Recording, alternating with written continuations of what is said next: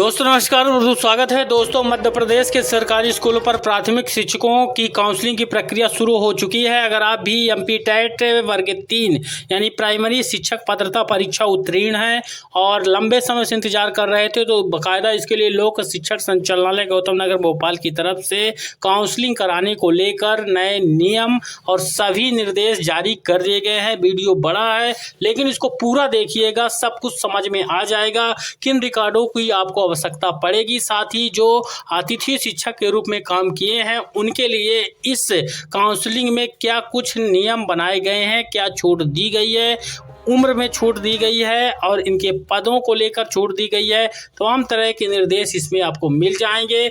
किस प्रकार से आपको काउंसलिंग में पूरी प्रक्रिया के तहत काम करना है, सब कुछ समझाया हुआ है। तो एक वीडियो में पूरी कंप्लीट जानकारी मिलने वाली है, तो वीडियो को पूरा देखिएगा। वर्ग 3 वाले जो एमपी टेट प्राथमिक शिक्षक वाले जो उत्तीर्ण परीक्षार्थी हैं, कैंडिडेट हैं, वह वीडियो को पूरा देख लें, समझ लें। काउंसलिंग के लिए सभी नियम जारी कर दिए गए हैं। तो वीडियो इम्पोर्टेंट है, थोड़ा वीडियो बड़ा हो जाएगा, उससे कोई भी परेशान मत होना और इसको एक वीडियो में ही समझ लेना।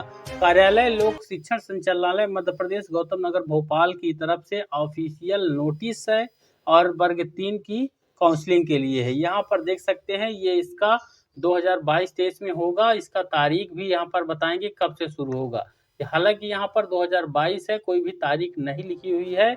और यहाँ पर प्राथमिक शिक्षक पात्रता परीक्षा में हार पाए गए आवेदकों के काउंसलिंग के लिए निर्देशिका, यानी क्या कुछ कैसे कब कहां आपको काम करना है, ऑनलाइन अपलोड और रजिस्ट्रेशन किस प्रकार से करना है, ये तमाम प्रक्रिया इसमें बताई गई है।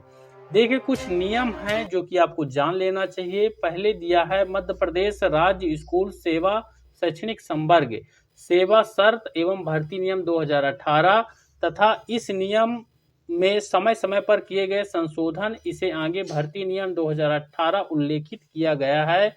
में उल्लेखित प्रावधानों तथा समय समय पर जारी निर्देशों के अंतर्गत professional examination board Madhya Pradesh Bhopal के द्वारा आयोजित प्राथमिक शिक्षक पात्रता परीक्षा 2020 में निर्धारित प्रतिशत के साथ उत्तीर्ण अभ्यर्थियों से स्कूल शिक्षा विभाग में प्राथमिक शिक्षक के सीधी भर्ती के रिक्त पदों की भर्ती हेतु नियुक्ति प्रक्रिया आरंभ की गई है।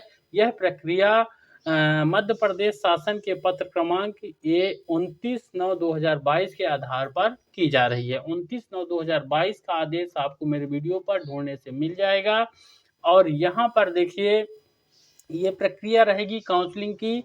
जिलावार प्रवर्गवार रिक्तियां परिशिष्ट 1 पर संलग्न की गई हैं, वह भी आपको दिखाएंगे। यहाँ पर देखिए शैक्षणिक एवं व्यावसायिक अर्हताएं क्या क्या होनी चाहिए। विशेषकर जो बीएड वाले कैंडिडेट हैं वीडियो को ध्यानपूर्वक समझ लेंगे, उनके लिए बड़ी खुशखबरी है। देखिए शैक्षणिक एवं व्यावसायिक अर्हताओं में भर्ती नियम 2018 के नियम 8 की अनुसूची 3 के अनुसार निम्नांकित शैक्षणिक अर्हता अनिवार्य होनी चाहिए। यहाँ पर देखिए आपको प्राथमिक शिक्षक बनने के लिए प्राथमिक शिक्षक के भर्ती नियम 2018 नियम 8 की अनुसूची 3 के अनुसार निम्नांकित योग्यता अभ्यर्थियों को धारित करना अनिवार्य होगा। पहले में दिया हुआ है professional examination board Madhya Pradesh Bhopal के द्वारा आयोजित प्राथमिक शिक्षक पात्रता परीक्षा 2021-22 निर्धारित प्रतिशत के साथ उत्तीर्ण होना चाहिए, यानी आप परीक्षा में क्वालिफाइड होना चाहिए। दूसरा है कम से कम 50% अंकों के साथ हायर सेकेंडरी अथवा इसके समकक्ष तथा प्रारंभिक शिक्षा में 2 वर्ष का डिप्लोमा होना चाहिए, यानी 12वीं कक्षा 50% और DED या DLED कि आपके पास डिप्लोमा होना चाहिए। साथ ही यहाँ पर बीएड वाले देख लें 50% अंकों के साथ स्नातक तथा शिक्षा स्नातक यानी बीएड यहाँ पर देख सकते हैं स्नातक होना चाहिए और साथ में बीएड जिसने राष्ट्रीय अध्यापक शिक्षा परिषद द्वारा मान्यता प्राप्त संस्थान से शिक्षा स्नातक की उपाधि प्राप्त की है, उस पर कक्षा 1 से 5 तक पढ़ाने के लिए अध्यापक के रूप में नियुक्ति हेतु विचार किया जाएगा। किंतु इस प्रक्रिया के अध्यापक के रूप में नियुक्त व्यक्ति को प्राथमिक शिक्षक के रूप में नियुक्त होने के 2 वर्ष के भीतर राष्ट्रीय अध्यापक शिक्षा परिषद द्वारा मान्यता प्राप्त संस्थान से प्राथमिक शिक्षा में 6 महीने का एक सेतु पाठ्यक्रम ब्रिज कोर्स आवश्यक रूप से पूरा करना होगा। यानी बीएड वालों के लिए खुशखबरी है, उनको मान्य कर दिया गया है। अब बीएड वाले आराम से काउंसलिंग में हिस्सा ले सकते हैं और प्राथमिक शिक्षक बन सकते हैं। 2 साल के अंदर 6 महीने के कोर्स होगा जो कि करना है। और देखिए 45% अंकों के साथ हायर सेकेंडरी अथवा इसके समकक्ष राष्ट्रीय अध्यापक शिक्षा परिषद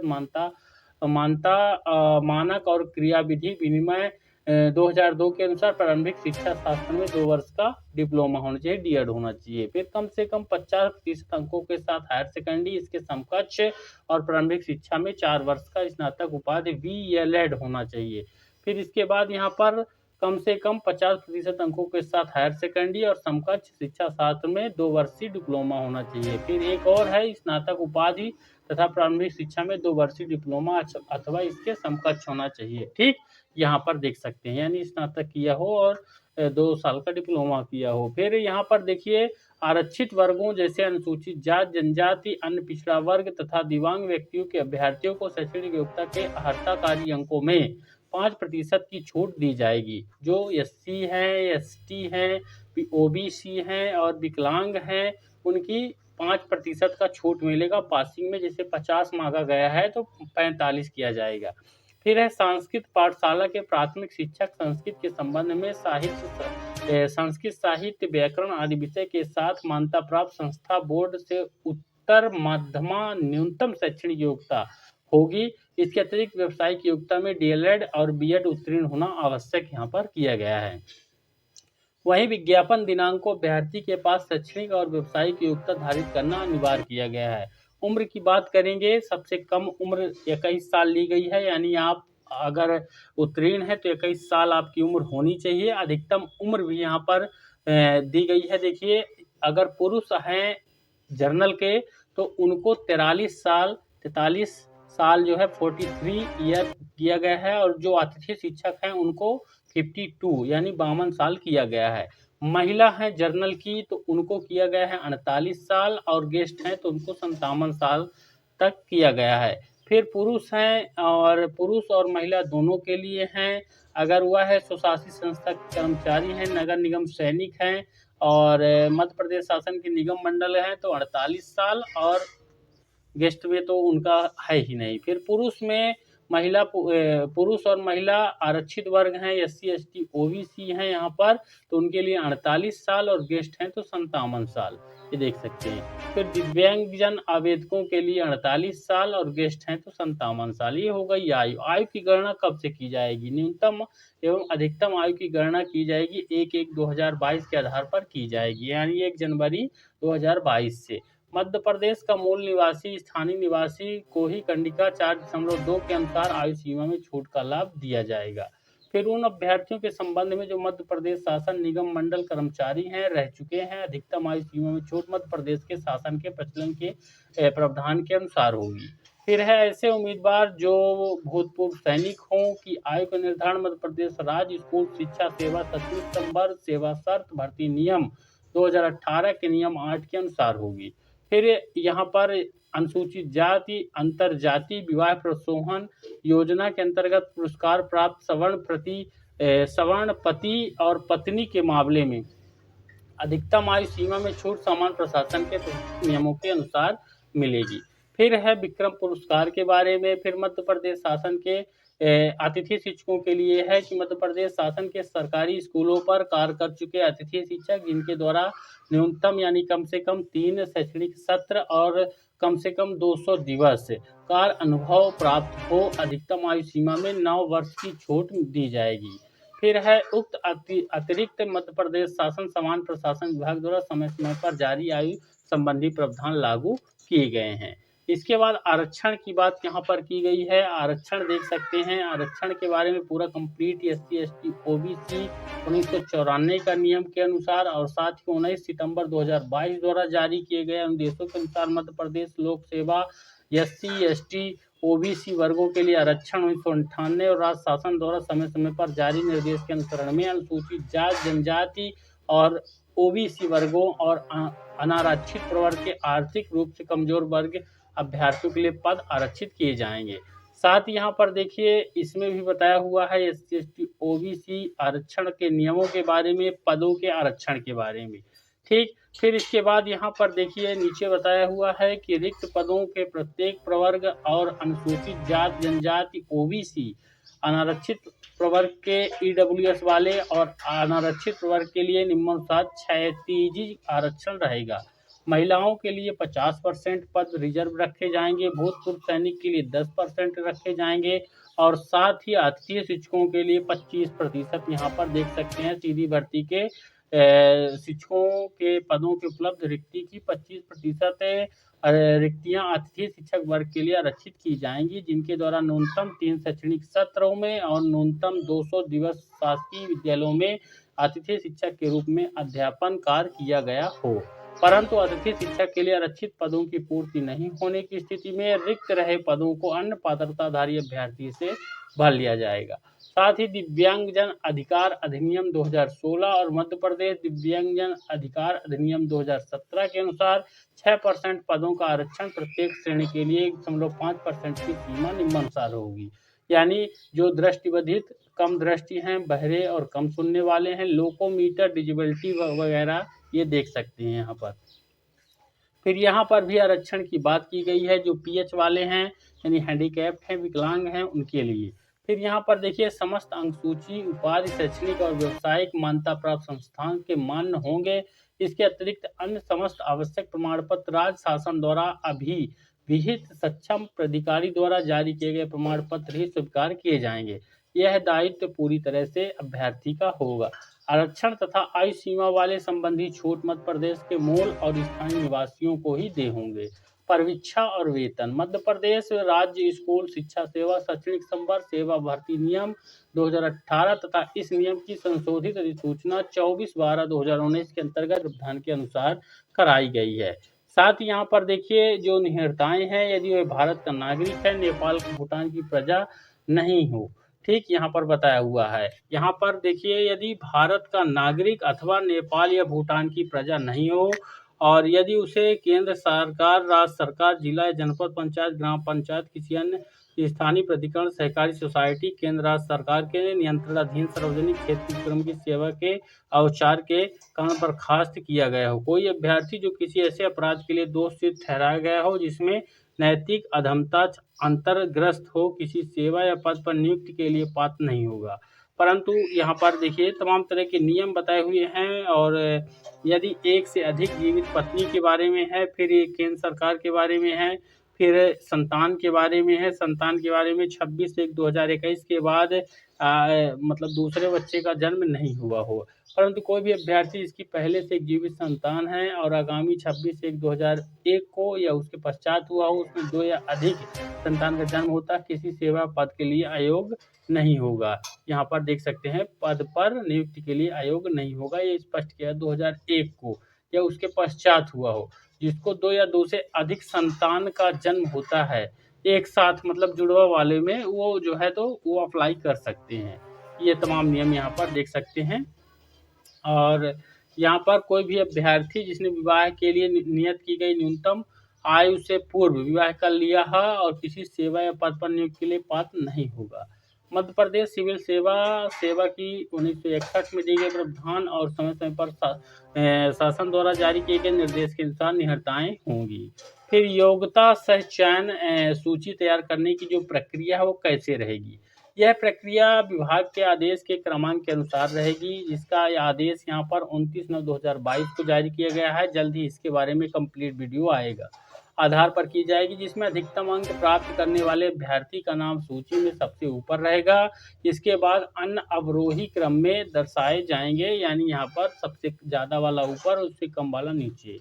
फिर यहाँ पर अधिकतम नियम निर्देश अधिसूचना निर्देशिका मध्य किसी प्रकार का विरोधाभास अंतर पाए जाने की स्थिति में मूल अधिनियम अधिसूचना निर्देश मान्य होंगे। अभ्यर्थी से अपेक्षित है कि ऑनलाइन प्रक्रिया में सम्मिलित होने के पूर्व समस्त आवश्यक अधिनियम नियम तथा अद्यतन निर्देशों का अध्ययन कर ले।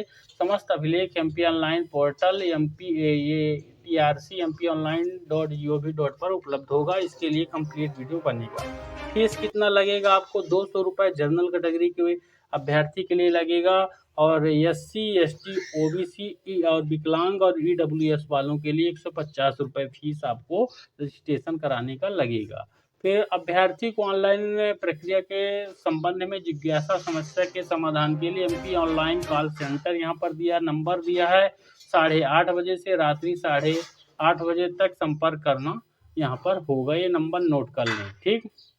फिर भर्ती प्रक्रिया के चरण यहाँ पर देखिए क्या क्या चरण आपको अपनाने पड़ेंगे। भर्ती प्रक्रिया के जो चरण यहाँ पर रहने वाले हैं, पात्रता परीक्षा में निर्धारित प्रतिशत के साथ उत्तीर्ण करने वाले ऐसे अभ्यर्थी जिन्होंने अतिथि शिक्षक के रूप में निर्धारित दिवस सत्र में काम किया है, वे अपनी प्रविष्टि MP ऑनलाइन पोर्टल पर करेंगे। अतिथि श्रेणी में होने की पुष्टि सत्यापन करते ही अभ्यर्थी अतिथि श्रेणी के सामने यस ऑप्शन पर क्लिक करेंगे। जो अभ्यर्थी श्रेणी में नहीं आते उनसे इस चरण में कोई कार्यवाही अपेक्षित नहीं की जाएगी। तदुपरांत राज्य स्तर से MP ऑनलाइन के पोर्टल पर उपलब्ध रिक्तियों के आधार पर कट ऑफ तय कर मेरिट क्रम में दस्तावेज अपलोड करने हेतु अभ्यर्थी की सूची जारी की जाएगी। यह सूची पश्चातवर्ती तिथियों में विहित प्रक्रिया के आधार पर संबंधितों के दस्तावेजों के सत्यापन तथा रिक्त पदों की संख्या के अध्याधीन होगी। सूची में नाम सम्मिलित होने के आधार पर कोई भी अभ्यर्थी नियुक्ति का दावा नहीं कर सकता है। सारी दस्तावेज सत्यापन सूची में जिन अभ्यर्थियों के नाम प्रदर्शित किए जाएंगे उन्हें निर्धारित फीस जमा कर MP ऑनलाइन पोर्टल पर निर्धारित अवधि में अपने दस्तावेज अपलोड करने होंगे। दस्तावेज अपलोड करते समय अभ्यर्थी को यह प्रविष्टि करनी होगी कि वह किस जिले में अपने दस्तावेजों का सत्यापन कराना चाहता है। अतिथि शिक्षकों को उसी जिले में दस्तावेजों का सत्यापन कराना अनिवार्य होगा जिस जिले में उनके द्वारा अतिथि शिक्षक के रूप में कार्य किया गया हो। एक से अधिक जिलों में अतिथि शिक्षक के रूप में कार्य करने पर उन्हीं जिलों में से किसी एक जिले का चयन अभ्यर्थियों को करना होगा। सत्यापन हेतु जिले तथा कार्यालय के चयन का अंतिम अधिकार आयुक्त लोक शिक्षण का होगा। यानी यहाँ पर मुझे उम्मीद है आप समझ गए होंगे। फिर इसके बाद आपको प्रक्रिया करनी पड़ेगी। तदुपरांत संबंधित अभ्यर्थी का दस्तावेजों के सत्यापन हेतु जिला शिक्षा अधिकारी और ट्राइबल के लिए सहायक आयुक्त कार्यालय में निर्धारित दिनांक तथा समय पर उपस्थित होकर दस्तावेजों का सत्यापन कराना होगा।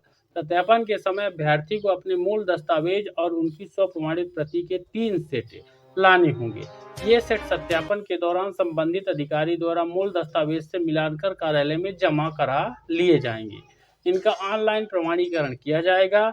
सत्यापन के समय उपस्थित होने और दस्तावेजों के प्रमाणीकरण की स्थिति की ऑनलाइन जनरेटेड पावती संबंधित को प्रदान की जाएगी, जिसमें एक रेफरेंस नंबर होगा। निर्धारित तिथि तथा समय पर सत्यापन हेतु उपस्थित न होने वाले अभ्यर्थी को चयन हेतु अयोग्य माना जाएगा। दस्तावेज सत्यापन में किसी प्रकार के संशोधन अनुरोध स्वीकार नहीं किए जाएंगे। इसको ये समझ लीजिए कि 3 सेट आपके पास होने चाहिए। ये सेट सत्यापन के दौरान संबंधित अधिकारी द्वारा मूल दस्तावेजों से मिलान किया जाएगा और कार्यालय में जमा करा लिया जाएगा। यानी आपके तीनों सेट जमा हो जाएंगे। फिर दस्तावेजों के सत्यापन उपरांत अंतिम रूप से अर्ह पाए गए अभ्यर्थी की चयन सूची जारी की जाएगी। अंतिम चयन सूची में चयनित अभ्यर्थियों को पोर्टल पर दर्शाई गई रिक्तियों के आधार पर पदस्थापना संबंधी विकल्प चॉइस फिलिंग भरनी होगी। पदस्थापना हेतु रिक्त पदों की सूची में स्कूल शिक्षा विभाग और जनजाति कार्य विभाग दोनों की शालाएं सम्मिलित होंगी। यहाँ पर देखिए, यहाँ पर स्पष्ट किया गया है कि दोनों शालाएं जो है स्कूल शिक्षा विभाग और जनजाति विभाग दोनों की संयुक्त काउंसलिंग होगी। और स्कूल के आगे लिखा होगा TWD। TWD का मतलब है ट्राइबल वेलफेयर डिपार्टमेंट, और SED लिखा रहेगा शिक्षा विभाग वाले में, मतलब स्कूल एजुकेशन डिपार्टमेंट, ये लिखा होगा। अभ्यर्थी दोनों विभागों की शालाओं अथवा किसी एक विभाग की शाला का चयन कर सकता है, किंतु मेरिट क्रम में उसे विद्यालय आवंटित होगा। विद्यालय जिस विभाग का होगा उसे उसी विभाग द्वारा नियुक्ति दी जाएगी। किसी भी स्थिति में विभाग परिवर्तन संभव नहीं होगा।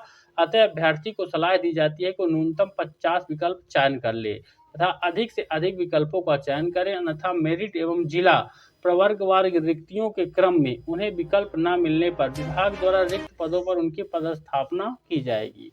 सिर्फ चॉइस फिलिंग के आधार पर अभ्यर्थी यह दावा नहीं कर सकेगा कि उसे विकल्प अनुसार ही पदस्थापना की जाए। ठीक, फिर समस्त अभ्यर्थी जो है यहाँ पर देखिए यह स्पष्ट किया जाता है कि दस्तावेज जैसे कि जाति, शैक्षणिक योग्यता, व्यावसायिक योग्यता, अनुभव, आरक्षण दस्तावेज पोर्टल पर अपलोड किए जाने की तिथि के पूर्व ही अपने स्तर पर तैयार रखे जाएंगे। सभी अभ्यर्थी को दस्तावेज अपलोड करना अनिवार्य कर दिया गया है। साथ यहाँ पर तारीखें होनी चाहिए जो कि यहाँ पर नहीं दी हुई हैं। स्थानीय समाचार पत्र में प्रकाशन यहाँ पर तारीख खाली है। एमपी ऑनलाइन पोर्टल पर रिक्ति वगैरह की जानकारी, अतिथि की श्रेणी में आने वाले आवेदक के चिन्हांकन हेतु पंजीयन, एमपी ऑनलाइन द्वारा रिक्तियों के आधार पर दस्तावेज सत्यापन की सूची, फिर दस्तावेज सत्यापन सूची के अपलोड दस्तावेजों को अपलोड करना। एक चीज और है यहाँ पर देखिए कि जिला स्तर पर सत्यापन की तारीख नहीं दी है। सत्यापन उपरांत अंतिम चयन सूची, अभ्यर्थी द्वारा शालाओं का विकल्प नहीं दिया है, नियुक्ति आदेश जारी करने की तिथि नहीं दी है। साथ यहाँ पर देखिए उपरोक्त तिथियां अनुमानित हैं तथा किसी भी समय आवश्यक होने पर परिवर्तित की जा सकती हैं, जबकि कोई तिथि दी नहीं है। इसमें यहाँ पर बताया हुआ है ये जल्द ही जारी की जाएगी। आयुक्त लोक शिक्षण मध्य प्रदेश की तरफ से यह है, हालांकि दस्तखत इस पर नहीं है, यह ऑफिशियल है। सबसे जरूरी चीज क्या क्या रिकॉर्ड आपको वर्ग 3 शिक्षक पात्रता परीक्षा में के लिए आपको लगने हैं। प्राथमिक शिक्षक पद हेतु जन्म तिथि के लिए 10वीं की होनी चाहिए, 12वीं का होना चाहिए, स्नातक की अंक सूची होनी चाहिए, 3 अंक सूचियां। इसी के साथ आरक्षण के लिए अगर आप SC ST EWS OBC के हैं तो आपके पास उसका जात प्रमाण होना चाहिए। ठीक, ये देख सकते हैं जो कि अधिकारी और नवीनतम डिजिटल हो। मध्य प्रदेश का स्थायी निवास प्रमाण पत्र होना चाहिए। अतिथि शिक्षक अनुभव से संबंधित अधिकारी द्वारा जारी प्रमाण पत्र होना चाहिए। और विकलांग के लिए, सैनिक के लिए, भूतपूर्व जो हैं उनके लिए डिजिटल प्रमाण पत्र। बीएड की अंक सूची होना चाहिए, सभी सेमेस्टर वर्ष, और डीएलएड है तो डीएलएड का सभी सेमेस्टर अथवा वर्ष का होना चाहिए। फिर 9 नंबर है आयु छूट संबंधी प्रमाण पत्र अधिकारी द्वारा होना चाहिए। आयु छूट संबंधी प्रमाण पत्र यानी आपका जो जाति है उसी के आधार पर ही इसको बोलेंगे आयु छूट। उपनाम परिवर्तन, अगर शादी में शपथ पत्र नाम एवं उपनाम दोनों परिवर्तन की स्थिति में राजपत्र ने परिवर्तित नाम के प्रकाशन की तिथि होनी चाहिए। ये यहाँ पर अगर आपने नाम चेंज किया है। तो ये वीडियो कंप्लीट हो चुका है दोस्तों। मुझे उम्मीद है कि आपको सभी जानकारियाँ मिल गई होंगी। अगर कोई भी दिक्कत होता है फिर भी आप कमेंट के माध्यम से इसको पूछ सकते हैं। इसको लाइक ज़रूर करिएगा, वीडियो थोड़ा ज़्यादा बड़ा है, लेकिन अगर कोई दिक्कत हो रही है तब भी तो आपका उत्तर अगले वीडियो पर मिल जाएगा। कमेंट आपको करना है। सब्सक्राइब कर लीजिएगा आगे के हर अपडेट को पाने के लिए। धन्यवाद।